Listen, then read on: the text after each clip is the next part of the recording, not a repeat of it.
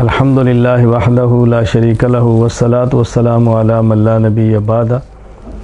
پارہ نمبر 30 سورۃ النبأ۔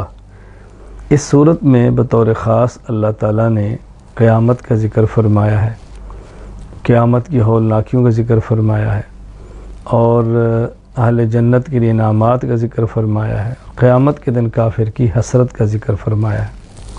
سورۃ النازعات۔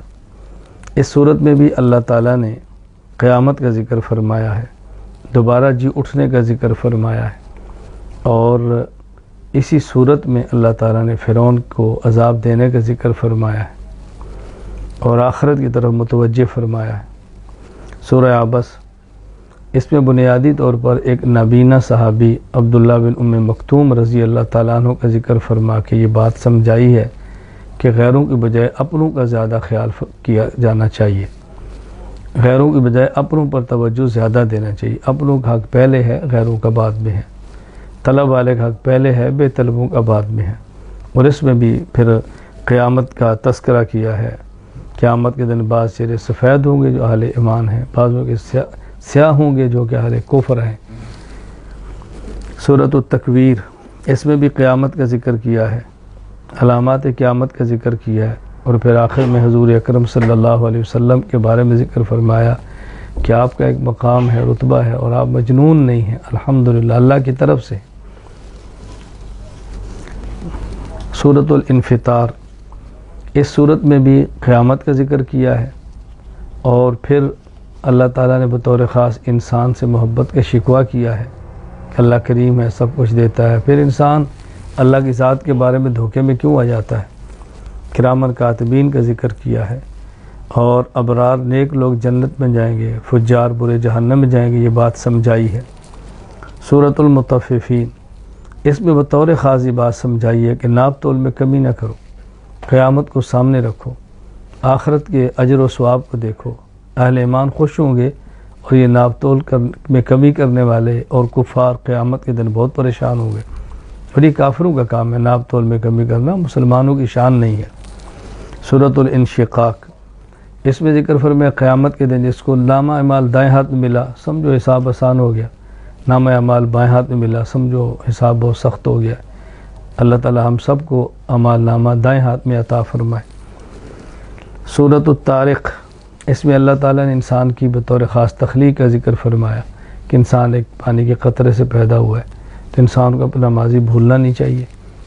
حفاظت پھر انسان کے ہر حال میں اللہ کرتا ہے، تو حفاظت کرنے والے اللہ کا خیال کریں، اور اللہ نے جو مہلت دی ہے اس سے فائدہ اٹھائیں۔ سورۃ الاعلیٰ۔ اللہ تعالیٰ نے اس میں تسبیح اور تقدیس بیان فرمائی ہے، قرآن کریم کی حقانیت بیان فرمائی ہے، قرآن کریم کی حفظ کا آسان ہونا بیان فرمایا ہے۔ سورۃ الغاشیہ۔ اس میں قیامت کا ذکر فرمایا، وحدانیت کے دلائل دیے ہیں، قدرت کے دلائل دیے ہیں، اور پھر یہ بات سمجھائی ہے کہ پیغمبر کے ذمہ بات کو سمجھانا ہے، پیغمبر کے ذمہ بات کو منوانا نہیں ہے۔ سورۃ الفجر۔ اس میں اللہ تعالیٰ نے بندوں کی آزمائش کا ذکر کیا، قیامت کی ہولناکی کا ذکر کیا، اور اپنے بندوں کے بارے میں فرمایا کہ اللہ تعالیٰ فرماتے ہیں یا ایتھا النفس المطمئنہ ارجعی الی ربک راضیۃ مرضیہ فادخلی فی عبادی وادخلی جنتی۔ اللہ کی جنت میں جانا ہے تو اللہ کے بندوں میں شامل ہو جاؤ، جہاں اللہ کے بندے جائیں گے وہاں اسی جنت میں اللہ تمہیں بھی بھیج دے گا۔ سورۃ البلد۔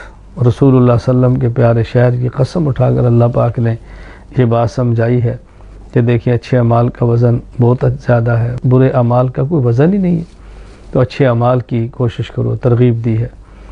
سورۃ الشمس۔ اس صورت میں اللہ تعالیٰ نے 11 قسمیں اٹھا کر یہ بات سمجھائی ہے کہ جو شخص تقوی اختیار کرے گا، اصلاح کرے گا، کامیاب ہوگا، جو تقوی اختیار نہیں کرے گا، اپنی اصلاح نہیں کرے گا، وہ شخص ناکام ہو جائے گا۔ سورۃ اللیل۔ اللہ تعالیٰ نے قسمیں اٹھا کر بات سمجھائی ہے کہ دیکھیں اچھائی کا راستہ اختیار کرو گے تو کامیابی، برائی کا راستہ اختیار کرو گے تو ناکامی۔ سخاوت انسان کو آگے لے جاتی ہے، بخل انسان کو پیچھے لے جاتا ہے، اور مخالفین کی تردید کی ہے میرے پیغمبر، اصل آخرت کی نعمتیں، آپ ان کی مخالفت کی پرواہ نہ کریں، بس آخرت کے کام میں لگے رہیں۔ سورۃ الضحیٰ۔ والضحیٰ واللیل اذا سجیٰ۔ نبی کریم صلی اللہ علیہ وسلم سے محبت کا، اپنے راضی ہونے کا تذکرہ کرایا، کبھی ناراض نہ ہونے کا ذکر فرمایا، اور بطور خاص یہ 3 حکم دیے ہیں، مانگنے والے کا خیال کرو، یتیم کا خیال کرو، اور مانگنے والے کو ڈانٹو مت، جھڑکو مت، اللہ تعالیٰ جو نعمت عطا فرمائے اس کا تذکرہ کرو۔ سورۃ الانشراح حضور اکرم صلی اللہ علیہ وسلم کے مقام و مرتبہ کو بیان کیا ہے کہ اللہ نے حضور کی عظمت کو بڑھا دیا ہے، اور مصیبت اور تکلیف کا ذکر کیا ہے کہ اللہ جب تکلیف دیتے ہیں تو پھر اس کے بدلے میں 2 راحتیں بھی دیتے ہیں، اس کا بھی خیال کرو۔ صرف مصیبت نہ دیکھو، مصیبت پہ ملنے والی آسانیاں اور اجر اور ثواب کو بھی ذہن میں رکھا کرو۔ سورۃ التین اللہ تعالیٰ نے قسمیں 4 اٹھا کے بیان فرمایا کہ انسان کو اللہ نے شکل و صورت کے بعد اپنی مخلوق میں سب سے خوبصورت بنایا ہے، تو انسان کو اس بات کا خیال رکھنا چاہیے۔ پھر یہ صورت نے ایک دن ختم ہو جانا ہے، لہذا آخرت کی تیاری کے اندر لگے رہیں۔ سورۃ العلق اللہ پاک نے یہ بات سمجھائی ہے، اور کہ اللہ تعالیٰ نے قلم کو کیسے پیدا فرمایا، قلم کس لیے بنایا، انسان کو کیسے بنایا، قلم کی عظمت کو بیان فرمایا، اور یہ بات سمجھائی ہے غرور اور سرکشی سے بچو، مال و دولت کی وجہ سے تکبر نہ کرو، بلکہ سجدہ کرو، اللہ کا قرب حاصل کرو۔ اللہ تعالیٰ عاجزی سے اور سجدوں سے قرب دیتے ہیں۔ سورۃ القدر لیلۃ القدر کی عظمت کو بیان کیا کہ اس میں اللہ تعالیٰ نے قرآن کریم کو نازل فرمایا ہے۔ لوح محفوظ سے آسمان دنیا پر لیلۃ القدر میں قرآن کریم اترا ہے، تو لیلۃ القدر کی فضیلت کو بیان فرمایا کہ اس ایک رات کی عبادت 1000 مہینوں کی عبادت سے افضل ہے۔ سورۃ البینہ اس میں بتایا کہ مشرک ناکام ہوں گے، یہود و نصارہ نبی کو چھوڑ کر ناکام ہوں گے، اور یہ بات سمجھائی ہے کہ جو نیک اعمال کرتے ہیں اللہ ان سے راضی ہے۔ بطور خاص صحابہ کرام رضی اللہ تعالیٰ عنہ اجمعین کو یہ اللہ نے دنیا میں انعام دیا، رضی اللہ عنہم ورضوا عنہ، وہ اللہ سے راضی ہیں، اللہ ان سے راضی ہے۔ سورۃ الزلزال قیامت کی ہولناکیاں بیان، جب قیامت آئے گی زمین خزانے باہر نکال دے گی، کوئی لینے والا نہیں ہوگا، اس وقت کو یاد کرو۔ دنیا میں چھوٹی سے چھوٹی نیکی اللہ اس کا بھی اچھا بدلہ دیں گے، چھوٹی سے چھوٹی برائی اس کا بھی برا بدلہ ملے گا، قیامت کے حساب بے باک کر دیا جائے گا۔ سورۃ العادیات دوڑنے والے گھوڑوں کی قسمیں اٹھا کر یہ بات سمجھایا کہ دیکھو گھوڑا وہ جانور ہے، جس کا کھاتا ہے اس کی بات کیسے مانتا ہے، تو تم انسان ہو، نہ شکری مت کرو، جس اللہ کا کھاتے ہو اس اللہ کی اطاعت بھی کرو۔ سورۃ القاریہ قیامت کا ذکر کیا، اور پھر یہ بات سمجھائی کہ جن کے اعمال نیک ہوں گے ان کا اعمال نامہ وزنی ہوگا، جن کے اعمال نامہ غلط ہوگا، گناہ زیادہ کی ہوں گے، ان کا اعمال نامہ بہت ہلکا ہو جائے گا، اور قیامت کے دن اعمال کو گھنا نہیں جائے گا، تولا جائے گا۔ نیک اعمال کرو اور اخلاص کے ساتھ کرو۔ سورۃ التکاثر انسان کو بتایا کہ اللہ نے جو نعمتیں دی ہیں تمہیں غفلت میں نہ ڈالے، اللہ کی نعمتوں کا شکر ادا کرو، قیامت کے دن ایک ایک نعمت کا تم سے حساب ہوگا۔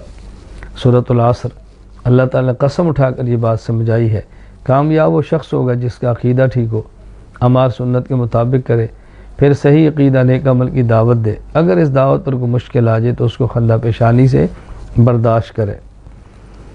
سورۃ الہمزہ اس میں اللہ نے سمجھایا کہ مال گن گن کے رکھنا، بخل کرنا، چغل خوریاں کرنا، دوسروں کا مذاق اڑانا، تانے دینا، یہ انسان کو برباد کر دیتا ہے۔ سورۃ الفیل وہ واقعہ بیان کیا کہ جب ابرہہ لشکر لے کر آیا تھا کعبہ کو گرانے کے لیے، اللہ نے چھوٹے چھوٹے پرندے ابابیل بھیجے اور اس کے لشکر کو تباہ و برباد کر دیا۔ عبرت حاصل کرو، اللہ کے دین کو مٹانے کی بات نہ کرو، اللہ کے دین کی مدد کرو۔ سورۃ القریش اس میں یہ بات سمجھائی کہ دیکھو اللہ تعالیٰ تمہیں رزق بھی دیتا ہے، اللہ تعالیٰ تمہیں امن بھی دیتا ہے، اس اللہ کی عبادت کرو جو امن اور تمہیں رزق دیتا ہے۔ یہ بات سمجھائی اصل چیز تو عبادت ہے، اور عبادت کا ماحول بنتا ہے اچھی معیشت سے اور امن سے، لہذا ایسے حالات پیدا کرو کہ جس سے امن بھی ہو، معیشت بھی اچھی ہو، اور اللہ تعالیٰ کی عبادت کے اندر لگے رہو۔ امن اور معیشت سرکشی نہ کرو، اللہ کی نعمت سمجھ کر اللہ کے سامنے جھک جاؤ۔ سورۃ الماعون یہ بات سمجھائی ہے، بخل نہ کرو، نماز کی پابندی کرو، نماز میں غفلت نہ کرو، چھوٹی چھوٹی چیزیں کھانے پینے کی ہوتی ہیں یہ دیا کرو، اتنا بھی آدمی بخیل نہ ہو کہ چھوٹی چھوٹی چیزیں بھی روک کے رکھ لے۔ تو سخاوت کرو، بخل سے بچو، نمازوں کا اہتمام کرو، سستی سے بچو۔